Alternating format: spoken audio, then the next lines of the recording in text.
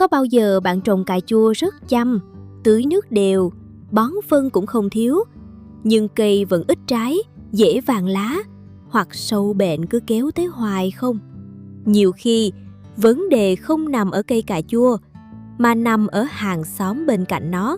Có những cây, khi trồng gần cà chua sẽ giúp cây khỏe hơn, ít sâu hơn, thậm chí trái còn thơm ngọt hơn. Nhưng cũng có những cây, nếu đặt sai chỗ, sẽ khiến cà chua bị cạnh tranh dinh dưỡng, thiếu nắng, dễ bệnh và giảm năng suất rõ rệt. Hôm nay, mình chia sẻ với mọi người 9 loại cây rất hợp để trồng chung với cà chua và 4 loại cây tốt nhất nên để xa. Ai đang trồng cà chua trong vườn nhà, trong thùng xốp hay ngoài ban công thì nhớ lưu lại, vì chỉ cần sắp xếp đúng một chút thôi, cả luống cà chua có thể khác hẳn. Trong làng vườn hữu cơ, có một cách trồng rất hay gọi là trồng cộng sinh, hay còn gọi là trồng bạn đồng hành. Nghĩa là mình không trồng mỗi loại cây riêng lẻ, mà biết kết hợp nhiều loại cây với nhau để chúng hỗ trợ lẫn nhau. Có cây giúp xua sâu, có cây giúp giữ ẩm, có cây cải tạo đất, có cây lại thu hút côn trùng có ích đến thụ phấn hoặc bắt rệp. Cách này không chỉ giúp khu vườn khỏe hơn, mà còn tận dụng được diện tích, đặc biệt rất phù hợp với vườn nhỏ ở gia đình. Vậy với cà chua, đâu là những người bạn nên trồng cạnh bên? Loại đầu tiên, mình rất khuyên nên trồng là húng quế. Đây gần như là tập đôi kinh điển trong vườn rau. Húng quế có mùi thơm mạnh, giúp xua bớt rệp, muỗi, ruồi và cả ruồi giấm, những loại rất hay làm phiền cây cà chua. Nhưng điều thú vị hơn là nhiều người trồng nhận thấy cà chua ở gần húng quế có hương vị thơm hơn, ngọt hơn, ăn có cảm giác đậm đà hơn. Khi thu hoạch đem vào bếp thì hai loại này cũng cực kỳ hợp nhau, từ salad, pizza cho tới các món nướng. Khi trồng chung, bạn nên gieo hoặc trồng cà chua sớm hơn húng quế một chút. Cà chua chịu mát lúc đầu tốt hơn, còn húng quế thích thời tiết ấm. Làm vậy, cà chua sẽ cao hơn, nhận đủ nắng, không bị húng quế che mất ánh sáng. Với húng quế, mình nên thường xuyên ngắt phần ngọn có vài cặp lá non để cây chậm ra hoa, tiếp tục ra nhiều lá mới. Vừa có lá ăn lâu dài, vừa không cạnh tranh quá nhiều với cà chua. Loại thứ hai là hẹ. Hẹ thuộc nhóm cây họ hành, có mùi đặc trưng và rất dễ trồng. Khi trồng vài bụi hẹ quanh gốc cà chua, chúng có thể hỗ trợ hạn chế một số bệnh từ đất, nhất là những bệnh làm cây héo rũ, vàng lá từ dưới lên. Với những ai muốn chăm cà chua theo hướng hữu cơ, không muốn phụ thuộc quá nhiều vào thuốc, thì hẹ là một lựa chọn đơn giản nhưng rất đáng thử. Cây hẹ lại nhỏ gọn, không chiếm nhiều chỗ, cắt ăn được nhiều lần. Loại thứ ba là đậu cô vơ lùn. Các cây họ đậu có một ưu điểm là rễ của chúng cộng sinh với vi khuẩn nốt sần, giúp cố định đạm trong đất. Nhờ vậy, đất quanh khu vực trồng sẽ có lợi hơn cho giai đoạn sinh trưởng ban đầu của cà chua. Bạn có thể gieo vài cây đậu cô vơ lùn trước, đợi cây lên ổn rồi mới trồng cà chua cạnh bên. Nhưng nhớ chọn giống đậu lùn, không phải loại leo vàng, vì đậu leo cao rất dễ che nắng và làm cà chua bị bí. Loại thứ tư là đậu phộng, hay còn gọi là lạc. Đậu phộng cũng là cây họ đậu, nên có khả năng hỗ trợ cải tạo đất. Cây mọc thấp, bò sát mặt đất, vì vậy không cạnh tranh ánh sáng với cà chua. Một lợi ích nữa là đậu phộng che phủ mặt đất khá tốt, giúp giữ ẩm quanh gốc cà chua vào những ngày nắng. Khi mưa nhiều, lớp cây thấp này cũng giúp phần nào cân bằng độ ẩm và hạn chế đất bị bắn lên lá.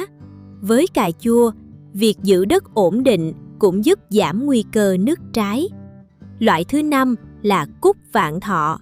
Nếu vườn rau của bạn có cà chua, mình thật sự khuyên nên có thêm vài bụi cúc vạn thọ.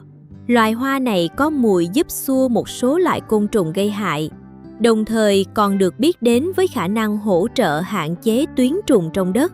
Hoa cúc vạn thọ cũng thu hút ong, bướm và nhiều côn trùng thụ phấn khác, giúp cà chua đậu trái tốt hơn.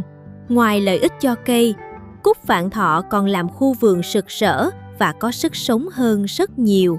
Loại thứ 6 là các cây họ hành như hành lá, hành tây, hành poiro. Nhóm cây này có mùi hăng đặc trưng, có thể giúp xua bớt một số sâu hại quanh cà chua. Với những ai trồng ở ban công hoặc trong thùng xốp, đây là cách tận dụng diện tích rất tốt. Phía trên có cà chua vươn cao, phía dưới trồng vài bụi hành nhỏ, vừa có rau gia vị dùng hàng ngày, vừa giúp luống cây đa dạng hơn và hạn chế sâu bệnh theo cách tự nhiên. Loại thứ 7 là ngò tây. Ngò tây là loại rau gia vị thường dùng trong món Âu, có mùi hơi giống cần tây pha với rau mùi. Khi trồng cạnh cà chua, ngò tây có thể thu hút ruồi ăn rệp. Đây là loại côn trùng có ích vì ấu trùng của chúng ăn rệp, giúp giảm áp lực sâu hại trên cà chua. Ngoài ra, ngò tây đôi khi còn đóng vai trò như cây dẫn dụ, kéo một phần rệp và bướm ra khỏi cà chua. Nói vui thì đây là kiểu người bạn hơi hy sinh cho cả luống rau. Loại thứ 8 là măng tây. Cà chua và măng tây là một cặp có thể hỗ trợ lẫn nhau nếu vườn của bạn có đủ không gian và điều kiện trồng măng tây lâu năm. Cà chua có thể giúp hạn chế một số loại bọ gây hại cho măng tây, còn măng tây lại hỗ trợ giảm tuyến trùng gây hại cho rễ cà chua. Hai loại cây này không chỉ tiết kiệm không gian khi trồng xen hợp lý, mà còn tạo sự cân bằng tốt hơn trong khu vườn. Loại thứ 9 là tỏi. Tỏi có mùi rất mạnh và chính mùi này giúp xua bớt nhện đỏ, ve hại và một số côn trùng nhỏ thường xuất hiện trên cà chua. Bạn có thể trồng tỏi xen quanh luống cà chua hoặc luân canh tỏi với cà chua giữa các vụ. Ngoài ra, nhiều người làm vườn còn dùng tỏi giã nhuyễn pha nước để phun hỗ trợ phòng một số bệnh trên lá. Tuy nhiên, nếu dùng nước tỏi để phun, nên thử trước trên vài lá, pha loãng vừa phải và tránh phun lúc nắng gắt. Đó là 9 người bạn tốt của cà chua, nhưng bên cạnh những cây nên trồng chung, cũng có những loại cây không nên đặt sát cà chua vì chúng có thể làm cây yếu hơn hoặc khiến sâu bệnh dễ bùng lên. Loại đầu tiên cần tránh là các cây cùng họ cà như cà tím, ớt, khoai tây. Vì cà chua cũng thuộc họ cà, nên khi trồng gần những cây này, chúng dễ gặp chung một nhóm sâu bệnh. Nếu một cây bị bệnh, khả năng lây sang cây khác sẽ cao hơn. Không chỉ vậy, các cây cùng họ thường có nhu cầu dinh dưỡng khá giống nhau. Trồng gần nhau dễ cạnh tranh mạnh, làm cây nào cũng phát triển không tốt. Vì vậy, tốt nhất không nên trồng xen hoặc trồng liên tục cùng một vị trí qua nhiều vụ. Loại thứ 2 là dưa leo. Nhiều người nghĩ cà chua và dưa leo đều là rau ăn quả nên trồng chung chắc không sao. Nhưng thực tế, hai cây này không hợp nhau lắm. Cà chua có bộ rễ sâu, chịu khô tốt hơn nhưng lại sợ úng. Dưa leo thì rễ nông và thích đất ẩm hơn. Nếu tưới theo dưa leo, cà chua dễ bị thừa nước. Nếu tưới theo cà chua, dưa leo lại dễ thiếu ẩm. Chưa kể, cả hai đều cần nhiều nắng, tán lá đều rậm, trồng sát nhau rất dễ che sáng, làm cây vươn yếu, ít hoa và ít trái. Loại thứ 3 là nhóm bắp cải, bao gồm bắp cải, bông cải xanh, súp lơ, cải xoăn, cải Brussels, củ cải và nhiều cây họ cải khác. Nhóm cây này không phải bạn tốt của cà chua vì chúng có thể ảnh hưởng đến sự phát triển của cà chua, khiến cây chậm lớn và kém năng suất hơn. Nếu vẫn muốn trồng cả hai trong vườn, bạn nên tách luống hoặc giữ khoảng cách đủ xa. Loại thứ 4 là bắp. Bắp dễ bị sâu đục bắp, mà loại sâu này cũng có thể gây hại trên trái cà chua.